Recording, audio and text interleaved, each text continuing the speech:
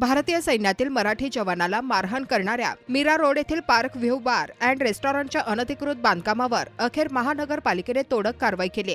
मराठी एकीकरण समितीने आज दुपारी 1 वाजता झोपा काढा आंदोलनाचा इशारा दिल्यामुळे प्रशासनाने आंदोलन सुरू होण्यापूर्वीच कारवाईला सुरुवात केली। 2018 साली भारतीय सैन्यातील मराठी जवानाला मारहाण झाली होती, तेव्हापासून या हॉटेलच्या बेकायदेशीर बांधकामाविरुद्ध मराठी एकीकरण समिती पाठपुरावा करत होती। न्यायालयाची अडथळा उठूनही कारवाई न केल्याने प्रभाग अधिकारी आणि कर्मचाऱ्यांवर निष्क्रियतेचा आरोप झाला होता। आंदोलनाचा इशारा दिला आणि प्रशासन जागे झाले। हा मराठी एकजुटीचा विजय आहे अशी प्रतिक्रिया समितीने दिली असून प्रभाग अधिकारी आणि संबंधित कर्मचाऱ्यांवर कर्तव्यात कसूर केल्याप्रकरणी निलंबनाची कारवाई करावी अशी समितीने मागणी केली आहे।